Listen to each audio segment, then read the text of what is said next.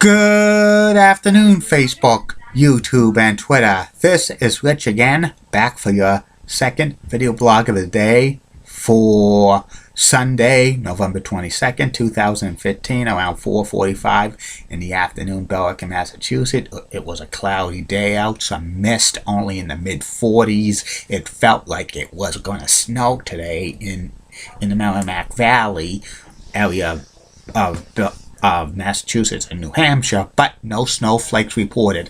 Maybe tomorrow morning, if you get up, there's a possibility maybe of a stray flake or two, but no accumulation. But this is this time of year in the Northeast and the Midwest. We're under the gun for snow at any time until April and stuff. So on the lookout for nor'easters, blizzards, rain, snow lines. Don't want to talk about it right now. Some news to report. The Boston College men's basketball team beat Harvard Crimson by the score of 69-56 today at the Heights. And the Carolina Panthers are now 10-0. They crushed the Washington Redskins, and today they had a hurling contest in Fenway Park. Was awesome. I watched some of it on Nessun. And that's about it on the news. My next video subject is my review of the 1992 WWE Survivor Series, which happened at the Richfield Coliseum at Richfield, Ohio, suburban Cleveland. This was the third and final Survivor Series to be held at Richfield Coliseum. They had the first two Survivor Series, and the last one was this one, Survivor Series 1992, which was the main event. Bret the Hitman Hart defending the WWE title against Shawn Michaels, the Heartbreak Kid, who was the Intercontinental Champion at that time, but the Intercontinental title was not on the line. This was the first Survivor Series to feature matches, and there was only one true Survivor Series type match, elimination match on the card.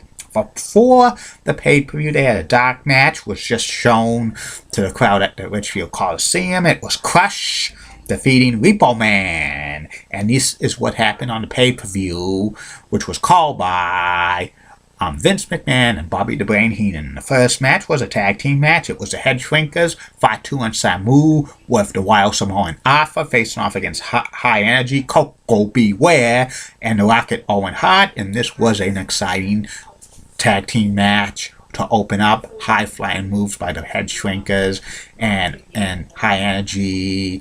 High Energy almost had the upset. Owen tried to slam Samu, but he couldn't. Eventually, Fatu and Samu gave Owen that reversed double neck breaker, and then Samu goes to the top rope and splashes Owen Hart for the 1, 2, 3.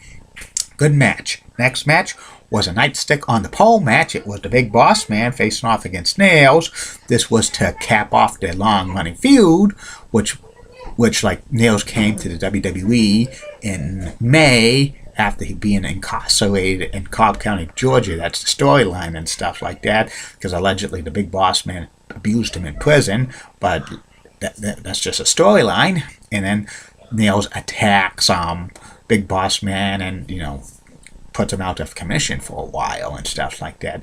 Nails didn't have too many moves and stuff, and this was kind of an awful match.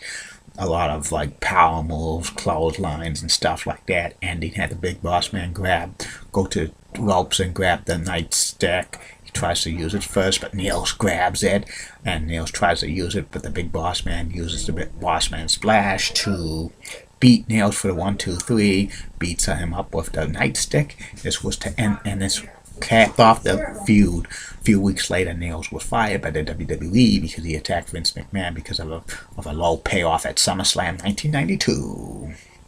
The next match, it was a Native American, Tatanka, who was undefeated in WWE at this time, facing off against the model Rick Martel. And Martel had a cologne of arrogance, and this was to end the long-running feud, which started at WrestleMania 8 when Tatanka beat the model Rick Martel in an upset. And then a few weeks later on WWE Superstars, Rick Martel, after a match, when Tatanka was wrestling, he sprayed arrogance in the eyes of Tatanka, and he took Tatanka's ceremonial feathers, and he was using it as a fashion piece. and this was another okay match. Tatanka wins it with the papoose to go, a modified Samoan drop. Then he takes back the feathers. Also around this time, like in the crowd, it was a wrestling clown who became Doink Clown and stuff. The next match was a tag team match, one of the main events. It was Macho Man, Randy Savage, ooh yeah, dig it, and Mr. Perfect. It was originally going to be Macho Man and the Ultimate Warrior, the Ultimate Maniacs, but the Ultimate Warrior got fired by the WWE a few weeks prior because he flunked the steroid test, and they faced off against the 16-time world champion Nature Boy Ric Flair, woo, and Razor Ramon. Mr. Perfect turned face a week prior on like primetime wrestling when Macho Man was looking for a partner. He convinced Mr. Perfect to drop Bobby the Brain Heenan and Ric Flair, and he did that. And this was Mr. Perfect's first match back since SummerSlam 1991 because of the back injury. Lloyd's of London insured him for that. And this match was like a typical tag team match. Back and forth. The crowd was behind Mr. Perfect. He beat up Razor. He beat up Flair and stuff. And, you know, it was wild. Ending had Flair. And Ramon, like, attacked Macho Man. Referee called for the bell. Disqualifying Flair and Ramon. And Mr. Perfect saved the day and stuff. And they got very, very big face pops. The next match was Yokozuna with Mr. Fuji against Virgil. And this was a total squash match. Virgil could not knock Yokozuna off his feet. Yokozuna does the bonsai drop. Bonsai! Pins Virgil for the 1, 2, 3. And Yokozuna continues on his winning ways. He was a monster, 505 pounds. Allegedly, but he was way more than that.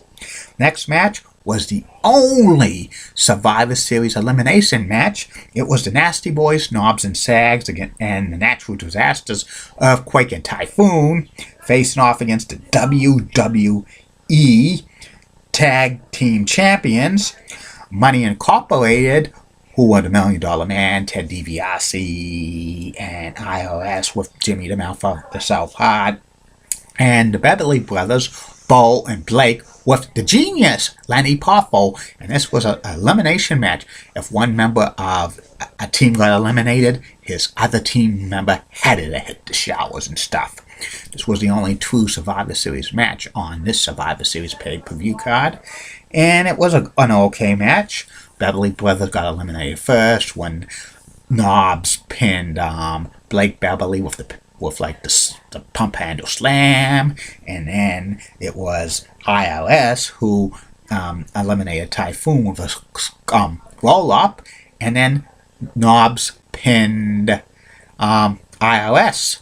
And this was a 16-minute match. It was an okay match, but this was the only true Survivor Series match on the card.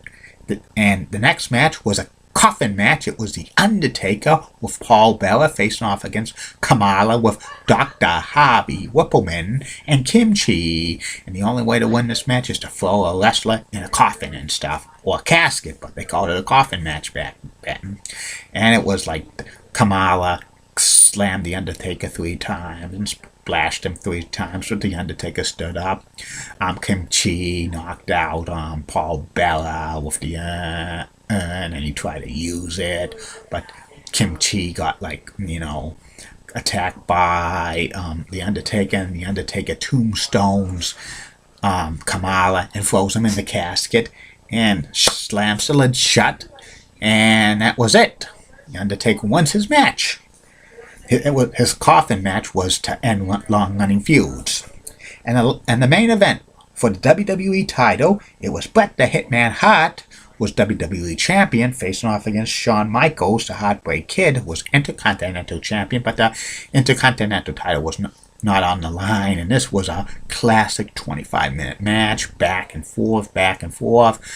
It was, a great match and stuff. Ending had Shawn Michaels go to the top rope, but Bret catches him, and Bret puts the sharpshooter on Shawn Michaels. Shawn Michaels taps out. Bret Hart retains the WWE World Title, and at the end of the match, they had Santa Claus come down, and it was starting to snow in the Richfield Coliseum and stuff. It was pretty amazing and stuff like that. That ended Survivor Series 1992. What did I think about Survivor Series 1992? It was an average card. I'll give it a C. This wasn't like a typical Survivor Series pay-per-view. It was just another, basically another WWE pay-per-view with only one Survivor Series type match on this, which is, I'm kind of phasing the Survivor Series name out during this time, but they brought it back. They brought the elimination matches back next year and stuff like that. Most of the card was kind of filler, but like the Shawn Michaels, Bret the Hitman Hart match was a classic, and also like the Owen Hart, the Macho Man and Mr. Perfect versus Razor Ramon and Ric Flair match was also good, but the rest of the card was mediocre. And that's about it on that.